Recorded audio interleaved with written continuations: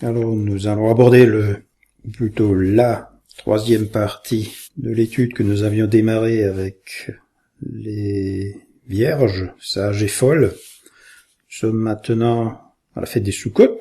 C'est ce qu'on pourrait considérer parmi les trois fêtes d'automne comme étant le fait de rentrer dans la maison. Si la première fête c'est l'appel pour l'épouse, la seconde fête on peut la considérer que c'est l'époux qui rentre dans la maison, et puis maintenant c'est l'épouse qui doit venir pour rejoindre l'époux. Donc on avait entamé ce cycle d'études avec cette idée en tête, c'était de déterminer la nature de l'épouse, comment elle doit être. Et après ça, le deuxième jour, on a surtout vu l'état d'esprit qu'il faut avoir pour comprendre, interpréter le sens du verbe, pénétrer la pensée du Seigneur. Et on a commencé à se projeter dans le livre qui par excellence est le livre de l'esprit, puisque Apocalypse c'est le livre de la révélation. Si on devait traduire Apocalypse en français, ce serait révélation. Donc là, nous avons les révélations de Jésus-Christ. C'est comme si ce livre était une grande parabole.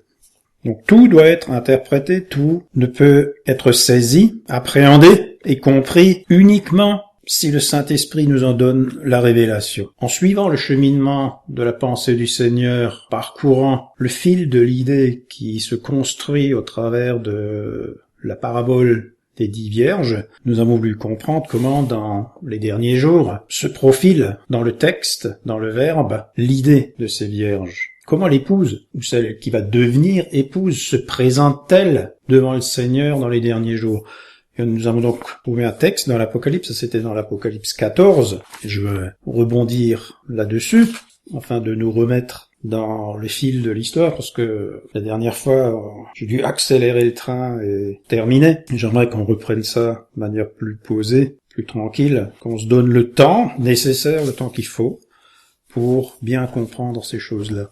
Donc là, on voit des vierges réapparaître, cette fois-ci non plus sous l'image allégorique des 5 vierges, des 10 vierges, ou d'une femme, ou de ce qu'on veut.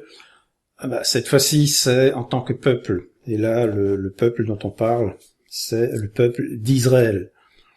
On rappelle qu'il y a une promesse spécifique qui a été faite pour ce peuple, promesse qu'on retrouve de manière très détaillée et assez profondément empreinte de l'Esprit de Dieu, qui donne vraiment son sentiment par rapport à ce retour d'Israël, ce retour en grâce d'Israël. Ça, on le retrouve très bien dans Isaïe, dans les derniers passages, à partir du chapitre 60. On rentre en plein dans le sujet. Donc moi, je vous invite vraiment à lire ces chapitres parce que ils sont importants.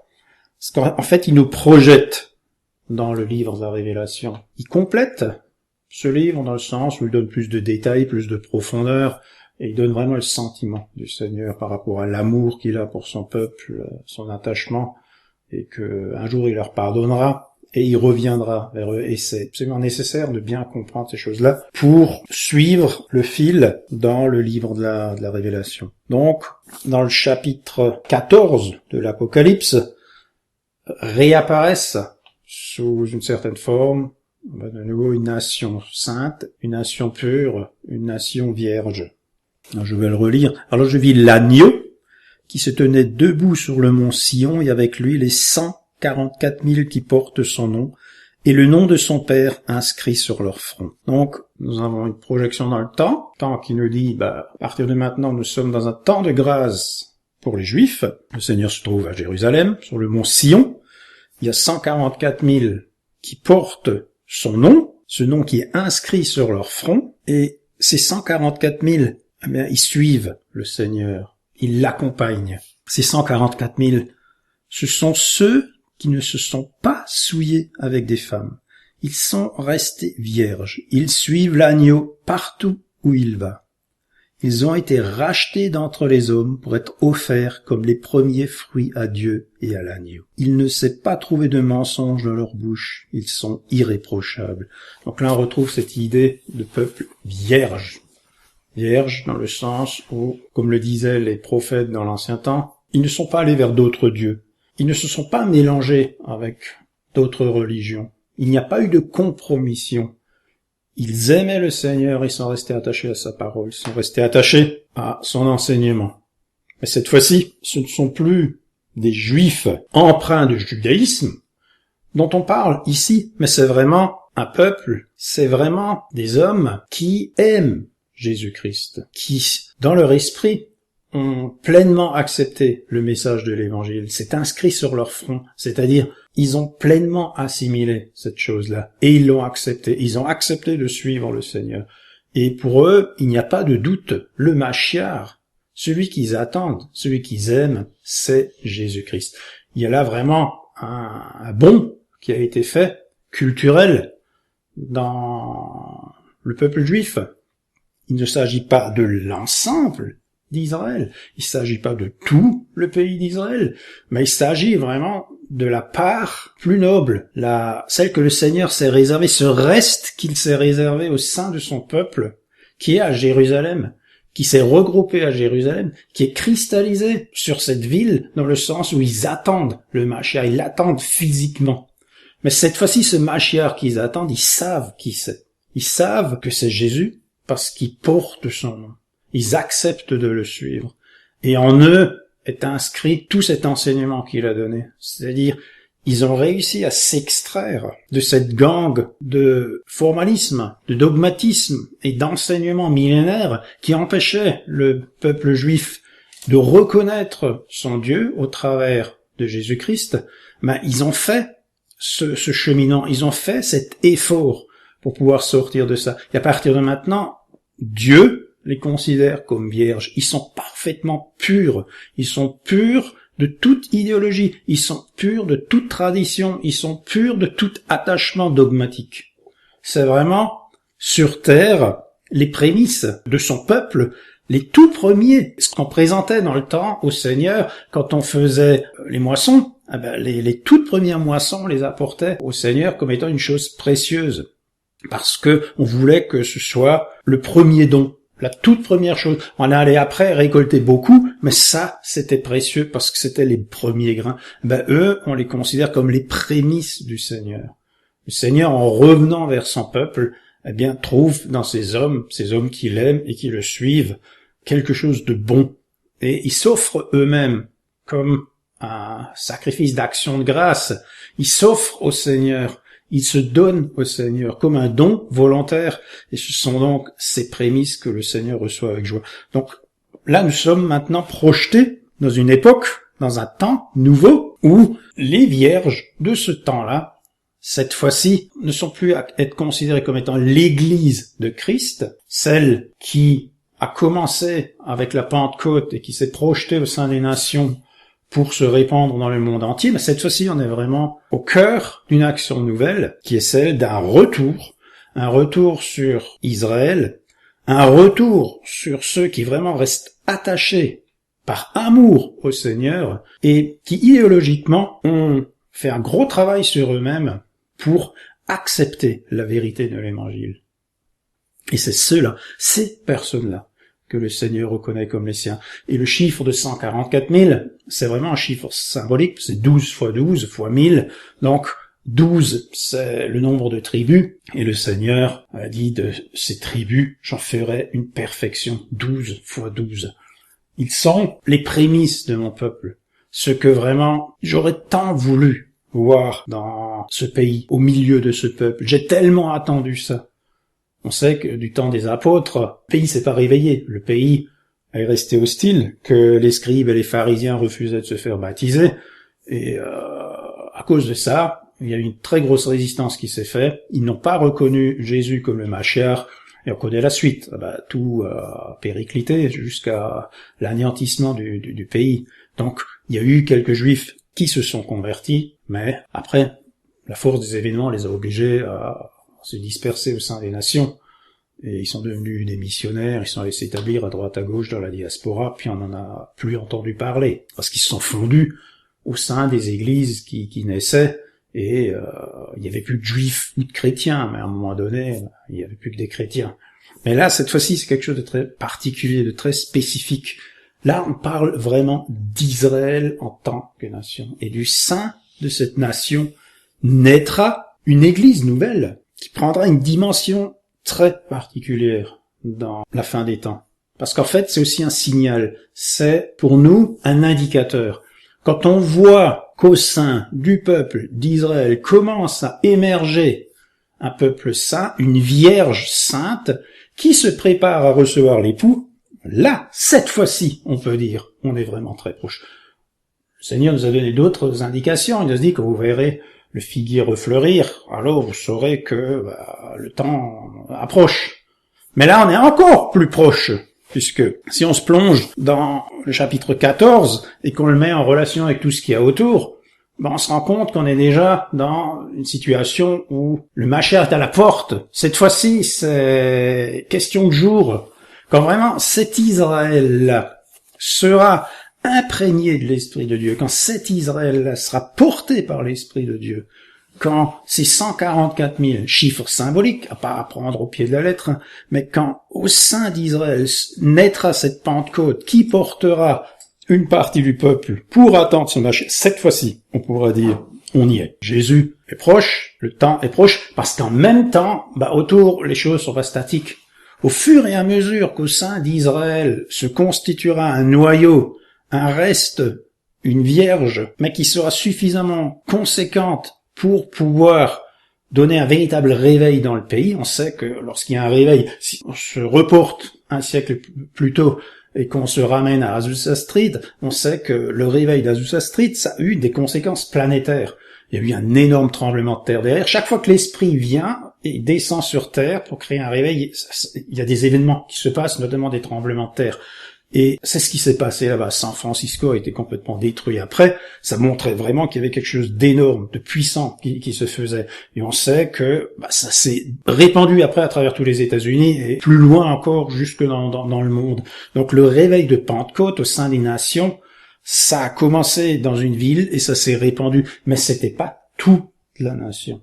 C'était pas les États-Unis dans leur intégralité qui brusquement ont accepté de suivre Jésus-Christ et puis ont commencé à parler en langue. C'était pas ça.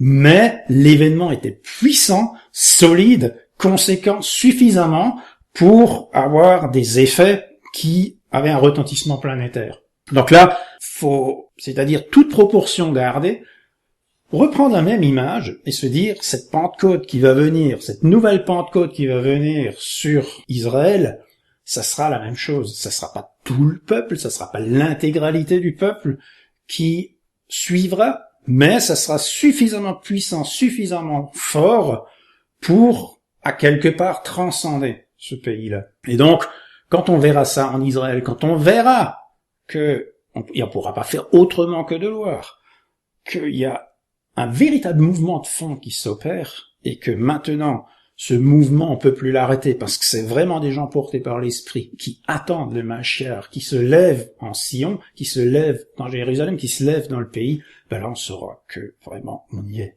et que le Seigneur est à la porte, que le Seigneur est tout proche.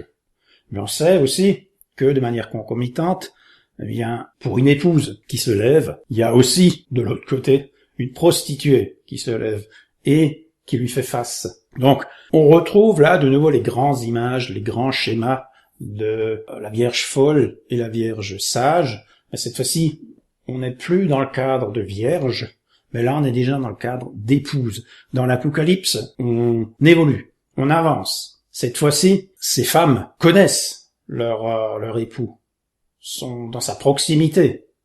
Et il n'y a plus de vierges folles. Cette fois-ci, les vierges folles elles-mêmes ont grandi, ont évolué et ont acquis une stature nouvelle, parce que c'est devenu un type d'église, mais un type d'église qui s'est prostituée. Cette fois-ci, on parle de prostituée. Et exactement comme on peut dire les 144 000 sont vierges et sont à Sion, il y aura au sein des nations un mouvement d'ensemble, un mouvement œcuménique puissant qui se fera, et que le Seigneur il appelle Babylone, la grande prostituée, la grande ville Babylone. Donc nous avons ces deux éléments qui apparaissent, qui prennent forme et qui chacun sont chargés de symboles et d'enseignements.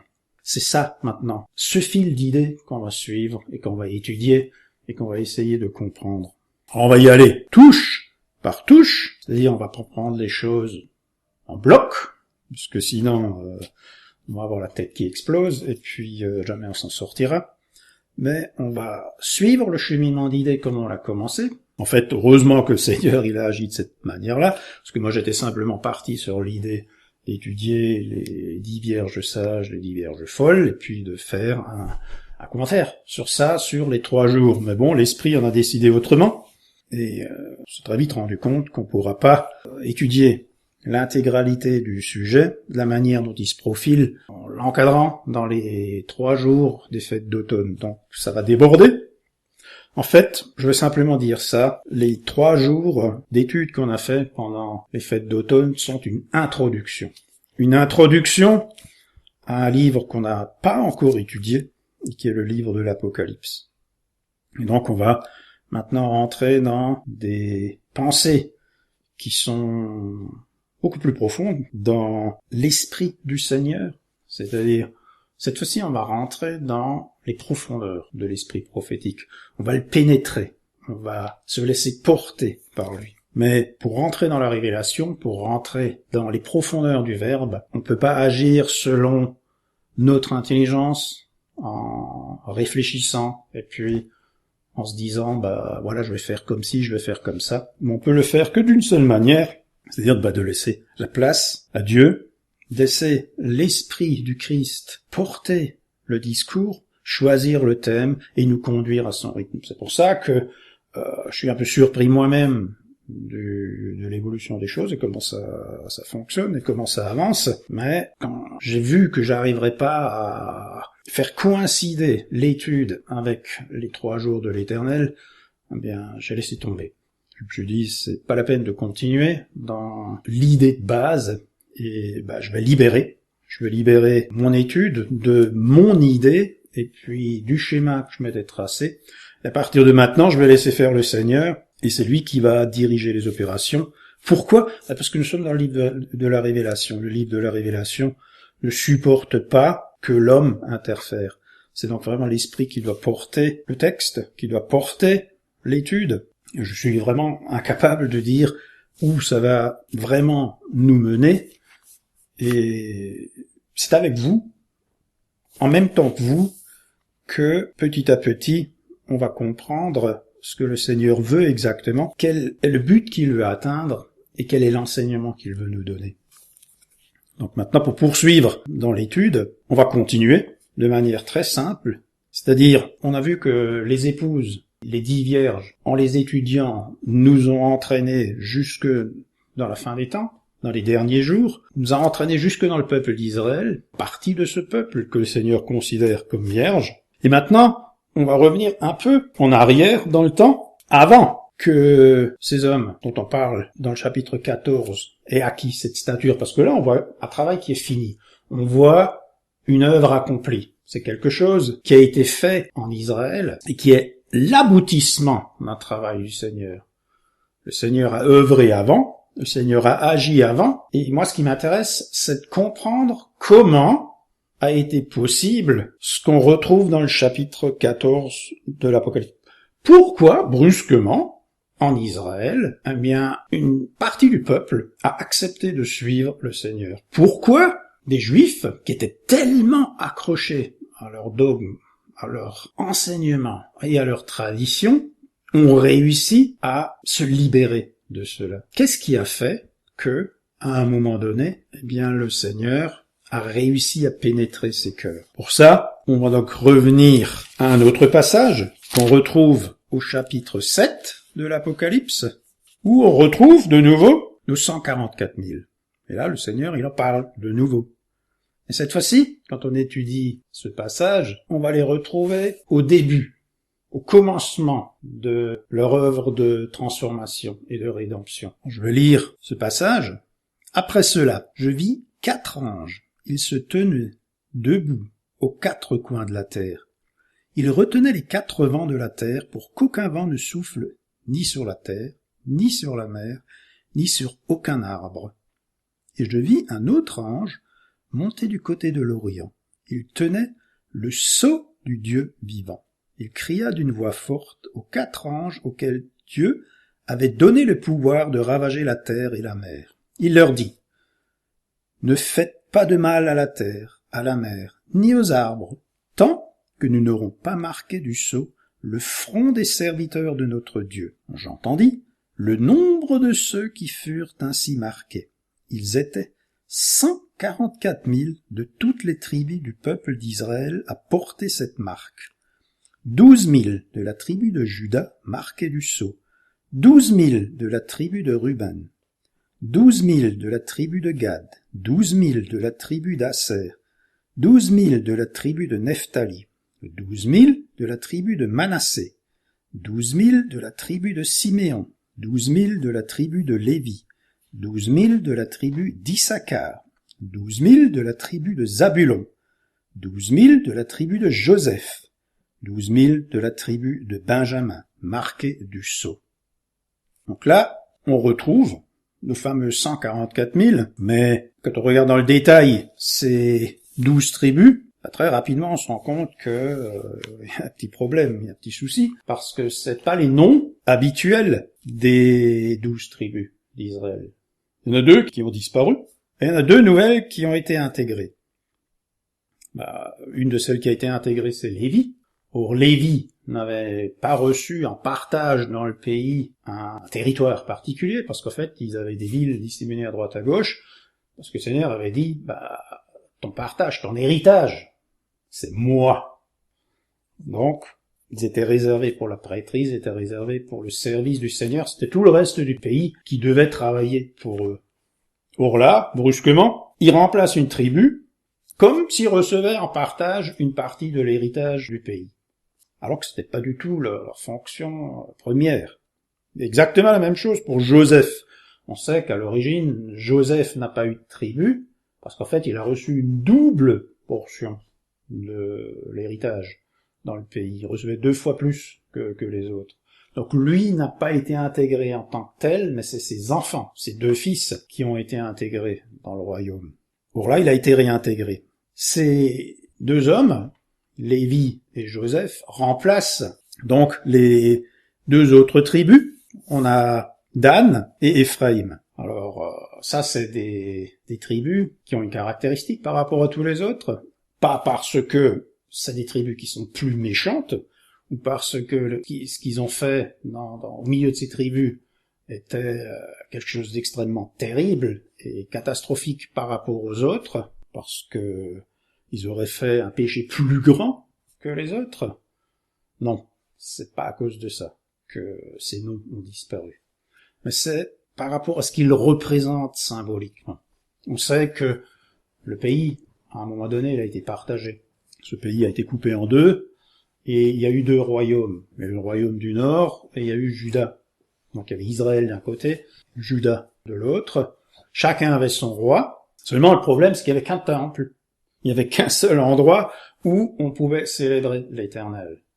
Et lorsque le royaume du Nord a été instauré, premier roi, Jéroboam, il y a quelque chose qui le dérangeait, c'était que justement, si son peuple voulait honorer le Seigneur, il n'avait pas d'autre solution, pas d'autre possibilité que de quitter le royaume du Nord, son royaume, pour aller adorer le Seigneur dans le royaume d'à côté. Et or, les 2 ne s'entendaient plus, ils étaient en conflit, et ça c'est quelque chose qui, politiquement, le dérangeait. Donc qu'est-ce qu'il a fait? On se rappelle tous de l'histoire, on l'avait étudié, hein. Il s'est dit, bon, à partir de maintenant, vous n'adorerez plus le Seigneur à Jérusalem, dans le temple, mais je vais vous installer 2 veaux d'or aux extrémités du royaume, à l'extrémité sud et à l'extrémité nord, donc à Dan et à Éphraïm, c'est-à-dire dans la ville de Béthel et dans la tribu de Dan. Et donc si vous voulez adorer le Seigneur, c'est en allant vers ces idoles que vous irez rendre un culte à Dieu.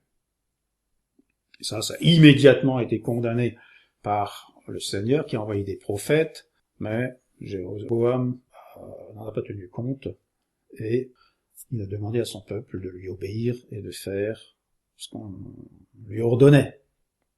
C'est ça que le Seigneur condamne et veut effacer dans la mémoire de son peuple. Souvenez-vous de la division. Souvenez-vous de ce qu'ont fait vos pères.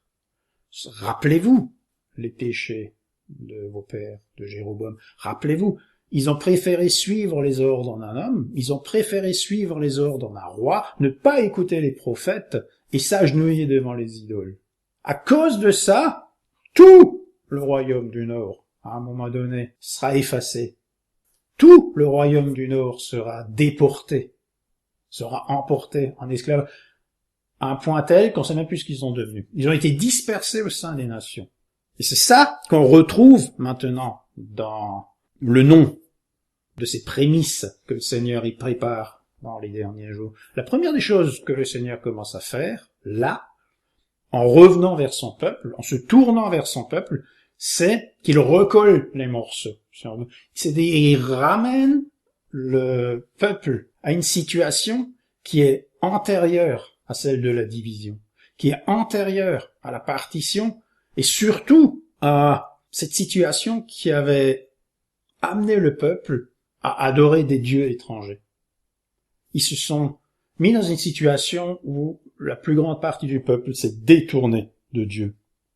Donc, qu'on peut retrouver dans les 12 noms qui apparaissent dans l'Apocalypse, sur ces nouvelles tribus, c'est en fait la reconstitution d'un peuple, mais d'un peuple uni au Seigneur, où il n'y a plus de division. C'est un corps, une âme, avec bientôt un esprit.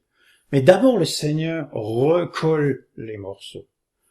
Le Seigneur a dit qu'il redonnerait dans les derniers jours de nouveau un pays, qu'il ferait revenir les Juifs dans ce pays. Mais là, ce que le Seigneur nous dit, c'est pas une action politique qu'il est en train d'entreprendre, mais que l'action qu'il est en train d'entreprendre, c'est une action spirituelle, une action qui descend dans le cœur de l'homme.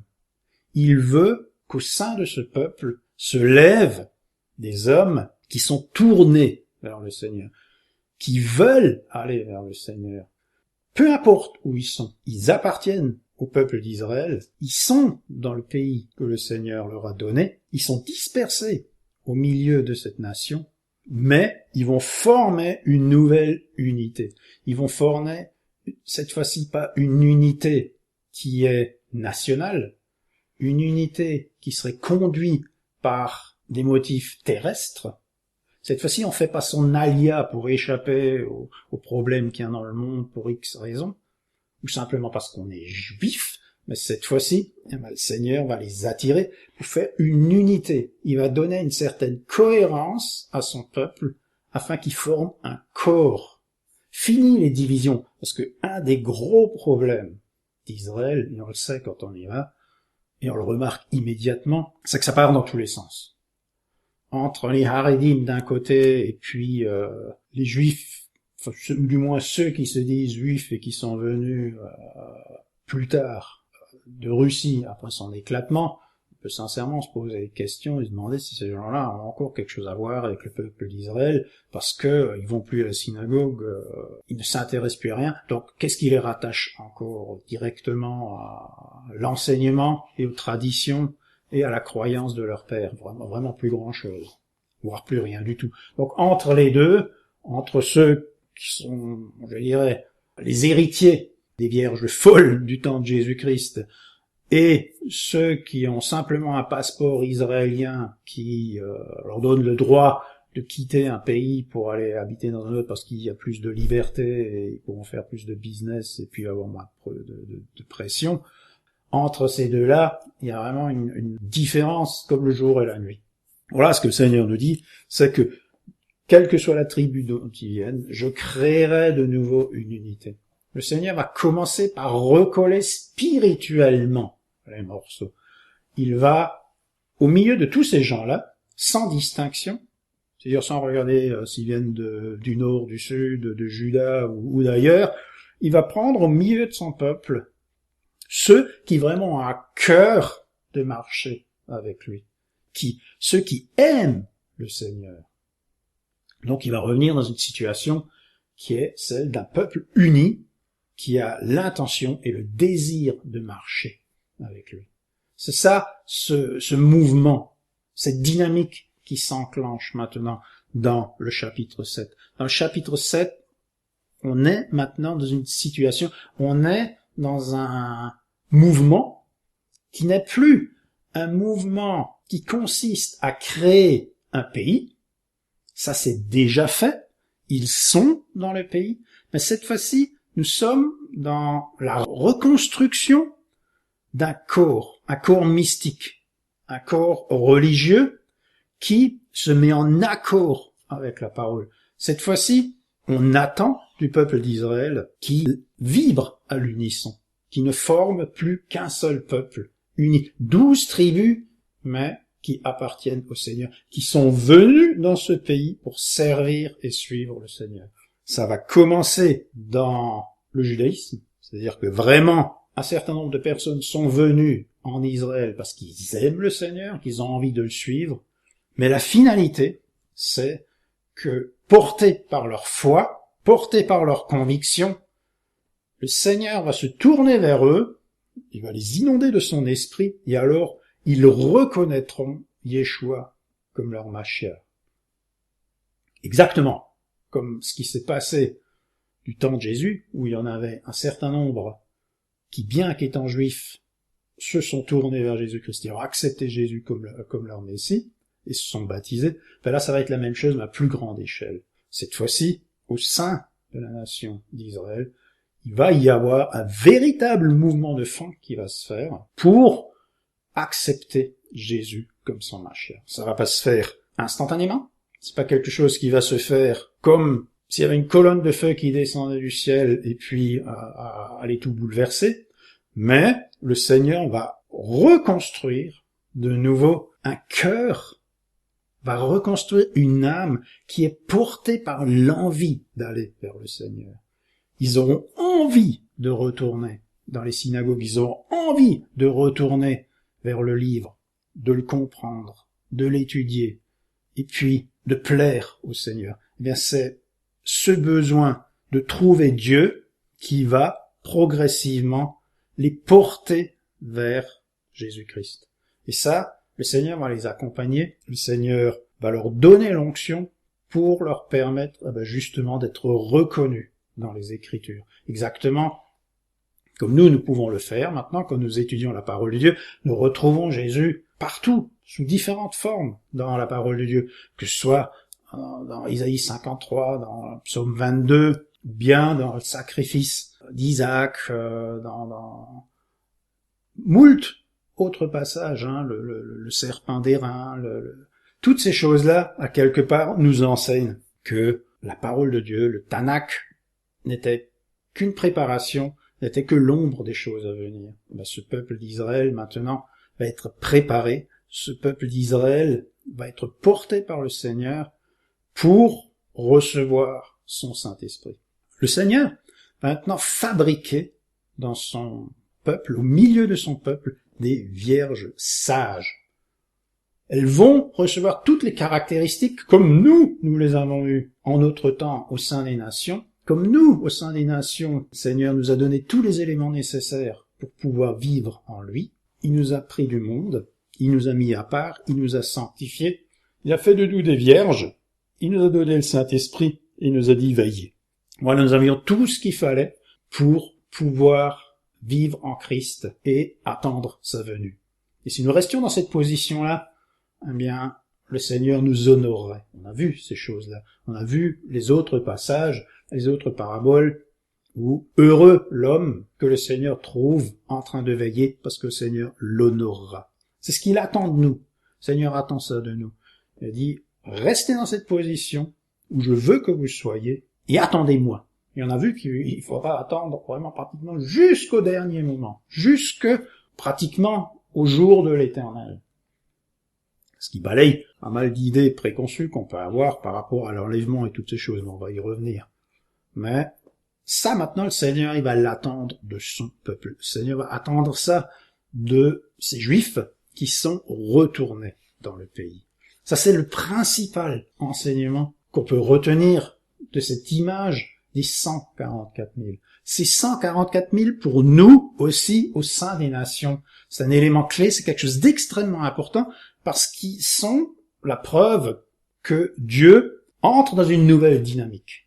Que cette fois-ci, les choses ne se font plus au sein des nations, mais que les choses vont se faire au sein d'Israël. Et ça, c'est quelque chose d'extrêmement important, parce que ça va être beaucoup plus rapide. La séquence de temps entre les deux changements, celui du chapitre 7 et celui du chapitre 14, va être un mouvement qui, cette fois-ci, se comptera en années et plus en siècles, comme avec l'histoire de l'Église. L'histoire de l'Église, c'est quand même quelque chose qui s'est étagé depuis l'Antiquité jusque dans les temps modernes.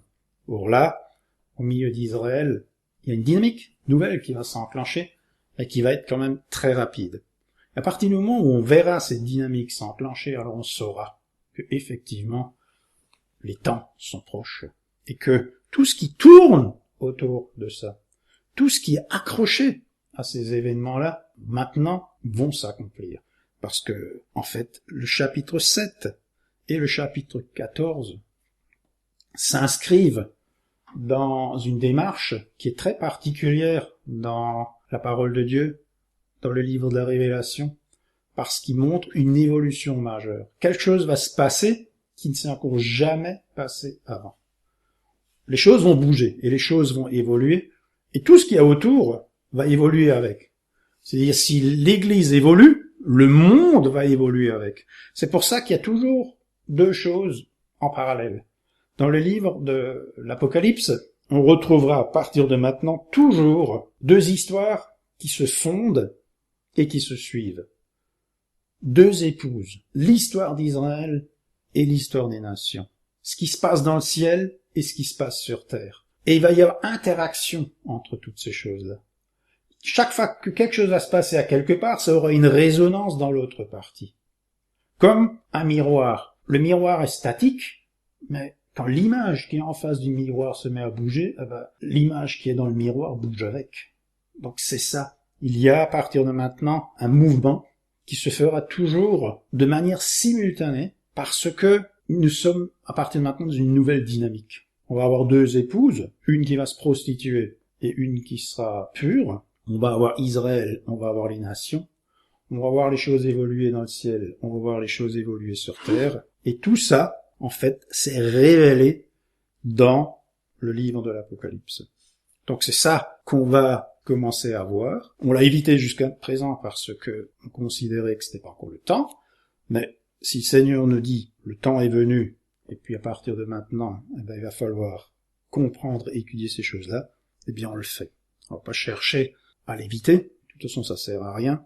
Mais en fait, c'est aussi une indication pour nous dire que nous entrons dans une ère nouvelle, que nous rentrons dans une dynamique nouvelle et que le Seigneur va nous préparer à ces choses-là. Alors il y a une chose qu'on a vue dans le chapitre 7 et concernant les tribus d'Israël, les 144 000, on a vu que ces 144 000 étaient marqués. Le Seigneur va les marquer de son sceau. Et comme je viens de le dire avant, quand une chose se passe, immédiatement en résonance, la même chose se passe de l'autre côté. On va retrouver cette même image, cette fois-ci en Apocalypse 13, au verset 16. « Et elle fit que tous, petits et grands, riches et pauvres, libres et esclaves, reçussent une marque sur leur main droite ou sur leur front. » Cette fois-ci, on se rend compte que les choses évoluent de part et d'autre. Pour ceux qui suivent le Seigneur, pour ceux qui marchent dans sa volonté, qui sont conduits par son esprit, le Seigneur les marque d'un sceau. Ils sont son appartenance, ils sont son trésor, ils sont ses prémices. Mais de l'autre côté, il y a aussi une marque qui est apposée. Mais cette fois-ci, sur tous ceux qui ne marchent pas avec le Seigneur. Le monde qui a accepté de suivre une autre voie, le monde qui a accepté la voie de la séduction, eh bien, les gens qui marchent sur ce chemin sont eux-mêmes marqués. Le Seigneur commence à faire le tri. Le Seigneur commence à faire la différence entre les deux. Et là, ça c'est aussi le grand enseignement qu'on peut avoir dans l'Apocalypse. Toujours conserver cette chose-là à l'esprit.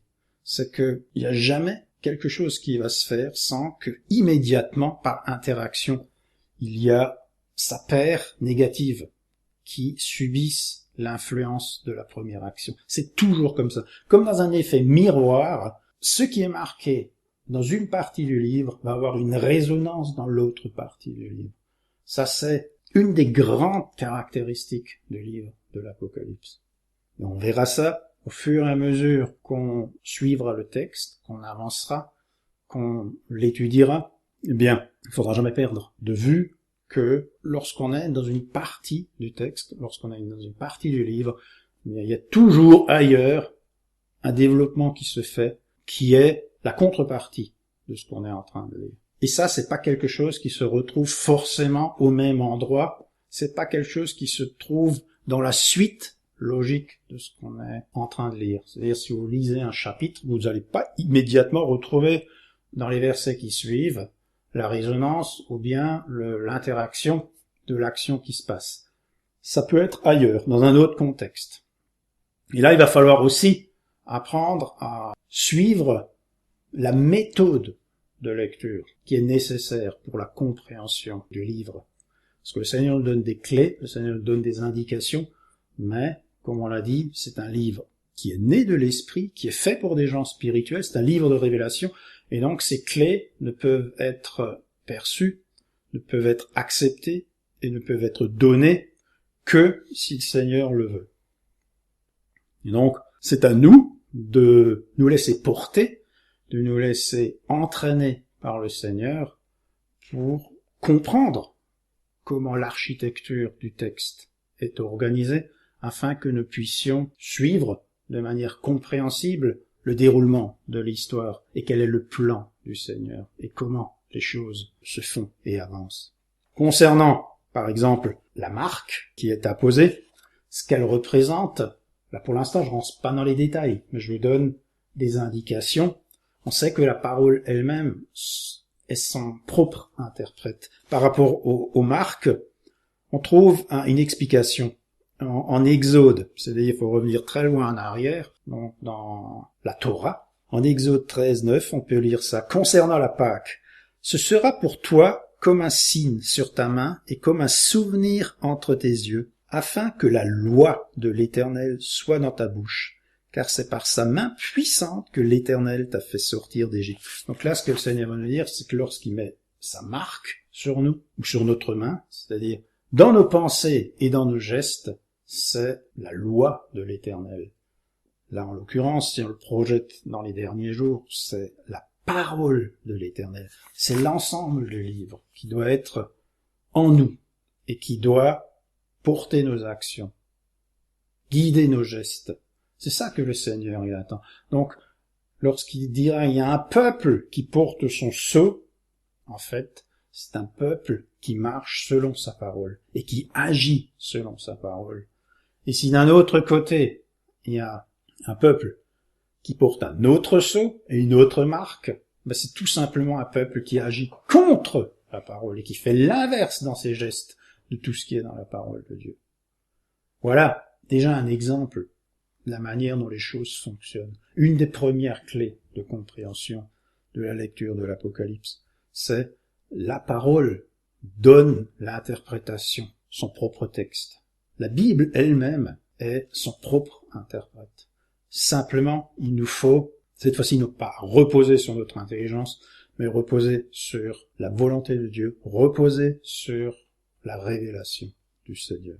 Donc maintenant, ce que je vous propose, c'est de voir comment nous, en tant qu'individus, nous qui ne sommes pas juifs, nous sommes intégrés dans cette vision. Nous sommes intégrés dans ce plan.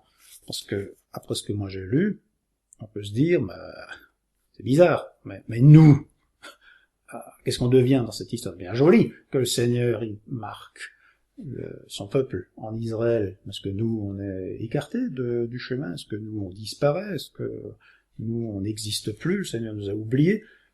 Parce qu'on sait que dans la fin des temps, eh bien, le Seigneur retourne vers son peuple. Il lui fait une grâce particulière. Mais c'est-à-dire que brusquement les autres cessent d'exister. Alors, pour résoudre le problème, il y a une théorie qui s'est développée qui dit que c'est normal qu'on parle plus des nations, puisque au sein des nations, avant que les tribulations elles arrivent, le Seigneur prend son Église, il l'enlève au ciel et commence les noces de l'agneau, commence le mariage avec l'époux. Donc il n'y a plus sur terre les chrétiens, des nations. Il reste plus qu'Israël, c'est Israël qui doit encore se convertir et qui passera au travers des tribulations, et la pression faite par le monde conduira ce peuple à se tourner vers le Seigneur.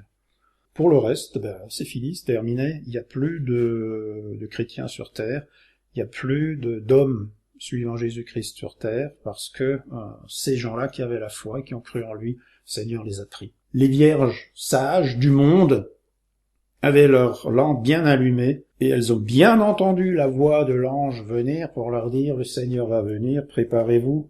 Et elles se sont levées et elles ont été emportées au ciel auprès de Jésus-Christ. Ça, c'est une théorie qui est bien développée au sein des églises, notamment pentecôtistes, et qui a le formidable avantage, c'est de répondre à des questions embrassantes et dont on ne trouve pas les réponses. Parce que comme ça, on élude la question et le problème est réglé. Maintenant, on va commencer en revenant encore un petit peu en arrière par rapport à ce qu'on a vu avec les 144 000, c'est-à-dire une action qui va se faire au sein d'Israël, il y a une action qui va se faire au milieu du peuple d'Israël, mais pour comprendre l'enchaînement des événements qui vont nous amener à cette transformation auprès du peuple d'Israël, il faut voir ce qui va se passer au sein des nations. Parce que au sein des nations, il va aussi y avoir une évolution. Les 3 premiers chapitres de l'Apocalypse, on sait aujourd'hui qu'ils concernent les âges dans les églises. Ça a été développé. On sait que les lettres qui ont été écrites aux églises concernent en fait des périodes de la chrétienté, périodes qui ont démarré avec la Pentecôte et qui ont été portées jusqu'à nos jours contemporains. C'est la première église jusqu'à la dernière. La dernière église, c'est l'église de Laodicée. L'église de Laodicée, c'est notre temps maintenant. C'est cette église qui se dit riche, c'est cette église qui finalement a réussi à sortir le Seigneur de son sein, puisqu'il est à la porte et qui frappe, et qui voudrait bien rentrer de nouveau dans sa maison. À cette église, le Seigneur dit « Ouvrez-moi, afin que je puisse rentrer. Ouvrez-moi, afin que je puisse de nouveau pénétrer dans ma demeure. Ouvrez-moi, afin que je sois de nouveau à ma place. Vous qui vous croyez riches, et moi, ce que je vous dis, c'est que vous êtes pauvres, misérables, aveugles et nus. Vous pensez être dans une situation qui est formidable. Vous pensez que parce que vous avez réussi de manière terrestre, que vous êtes une église qui est aboutie. Ben non, c'est justement l'inverse. C'est parce que vous êtes développé de manière terrestre que finalement, le résultat de ce travail que vous avez fait m'a conduit à aujourd'hui être à l'extérieur. Je ne suis plus dans l'église, je suis à l'extérieur de l'église. Je voudrais bien rentrer. Ça, c'est l'état de l'église chrétienne dans le monde dans les derniers jours, à la fin. C'est dans le dernier âge de l'église dans le monde, nous donne une image qui, somme toute, est une image d'une église décadente, une église qui a besoin d'être revitalisée, d'avoir besoin de retrouver le Seigneur. Et c'est à ce moment comment je pourrais dire, c'est quand l'église est dans cet état que justement une nouvelle dynamique va se mettre en place. C'est justement à ce moment-là que le Seigneur va venir et va se présenter, et que quelque chose de nouveau va commencer. Nous entrons dans un temps nouveau. C'est quand l'Église est dans cet état que le temps des nations s'achève et que celui d'Israël commence. Mais quand le temps des nations s'achève, alors le Seigneur commence aussi le jugement des nations. À partir du moment où un temps s'arrête et qu'un autre commence, le Seigneur met les compteurs à zéro et commence à analyser et à mesurer et à compter ce qui a été fait. C'est le principe de la parabole des talents. Je dis, je t'ai donné beaucoup de choses, mais maintenant j'aimerais savoir ce que tu as fait avec toutes ces choses-là. Mais c'est ce qui se passe dans les derniers jours. Maintenant que le Seigneur va se tourner vers son peuple d'Israël, eh bien, il se tourne simultanément vers les nations et il leur demande des comptes. Et il dit, moi j'aimerais bien savoir maintenant, vous, où vous en êtes, et ce que vous avez fait, et à quel point vous en êtes. Ça, c'est ce changement, cette nouveauté qu'on va trouver une fois que le temps des nations s'achève, quand les 3 premiers chapitres, quand les 7 premières églises ont parcouru le temps qui leur était imparti, des choses nouvelles vont apparaître et une dynamique nouvelle va se mettre en place. Et ça, on le voit à partir du chapitre 4.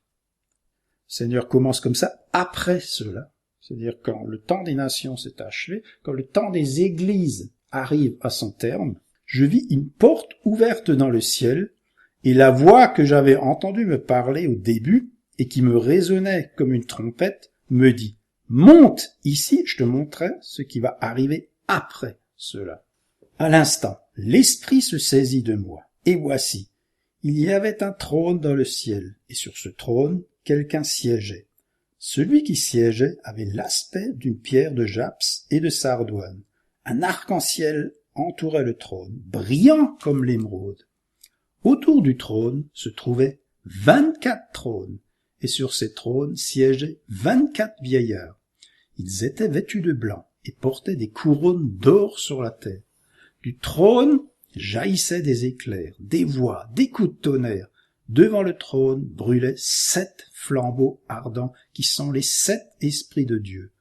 Devant le trône s'étendait comme une mer de verre transparente comme du cristal. Au milieu du trône et tout autour se tenaient 4 êtres vivants, entièrement couverts d'yeux devant et derrière. Le premier d'entre eux ressemblait à un lion, le deuxième à un jeune taureau, le troisième avait le visage pareil à celui d'un homme et le quatrième était semblable à un aigle en plein vol. Chacun de ces 4 êtres vivants avait 6 ailes couvertes d'yeux par-dessus et par-dessous. Jour et nuit, il ne cessait de dire « Saint, Saint, Saint le Seigneur, le Dieu Tout-Puissant, celui qui était, qui est et qui vient. » Et chaque fois que les êtres vivants présentent leur adoration, leur hommage et leur reconnaissance à celui qui siège sur le trône, à celui qui vit éternellement, les 24 vieillards se prosternent devant celui qui siège sur le trône et adorent celui qui vit éternellement. Ils déposent leur couronne devant le trône en disant « Tu es digne, Seigneur notre Dieu, qu'on te donne gloire, honneur et puissance, car tu as créé tout ce qui existe, l'univers entier doit son existence et sa création à ta volonté. » Nous arrivons là au chapitre 4, à un tournant. Cette fois-ci, il y a fusion entre 2 alliances, puisque cette fois-ci, nous sommes devant un trône, et ceux qui sont devant le trône sont des gens qui sont couronnés, c'est-à-dire des gens qui, par leur travail, par leur action, ont été reconnus par le Seigneur comme dignes d'être rois. Donc là, symboliquement, on a 24 vieillards qui représentent tout ce que le Seigneur a pu faire comme œuvre au travers des siècles. Depuis Adam jusqu'à aujourd'hui. Toute l'œuvre qu'il a pu faire en Israël, avec les 12 tribus d'Israël, et toute l'œuvre qu'il a pu faire avec les 12 apôtres. Ça veut donc dire que tout ce qui s'est fait au travers des 12 tribus d'Israël, c'est-à-dire tous ceux qui ont suivi le Seigneur pendant des siècles, qui ont accepté de suivre sa loi, qui ont accepté de marcher avec lui, eh bien, tous ces gens-là, le Seigneur les reconnaît comme étant les siens, puisque symboliquement, il leur a mis un roi à leur tête, un roi à la tête de ces tribus, comme symboliquement, il reconnaît aux 12 apôtres, c'est-à-dire ceux qui auraient été à l'initiative de l'Église de Christ, la royauté.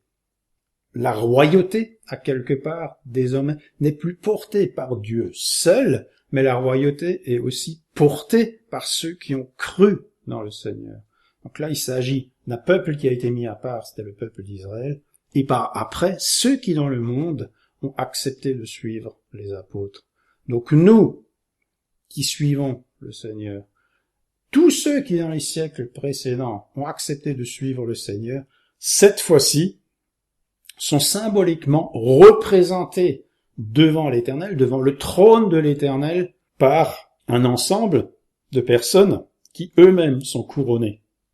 Ils ont gagné la couronne. C'est-à-dire, ils ont gagné la victoire. Parce qu'ils sont restés fidèles jusqu'au bout, parce qu'ils ont marché avec le Seigneur jusqu'au bout, mais le Seigneur leur a donné cette victoire. Et c'est ceux qui sont préparés, c'est ceux à qui le Seigneur a destiné le royaume et la gouvernance sur le monde. Ils apparaissent cette fois-ci dans le ciel pour le destin qui va être le leur. Ils apparaissent comme des rois. Ils apparaissent comme ce qui le Seigneur a toujours voulu qu'ils soient. Des gagnants, des battants, ceux qui ont tenu jusqu'au bout. Eh bien, ce peuple, c'est ce qu'on voit maintenant apparaître dans le ciel. Il n'y a plus seulement un trône, mais il y a aussi des rois. Cette fois-ci, la gouvernance et la royauté va être partagée. Et tout ça forme un bloc, tout ça forme une unité.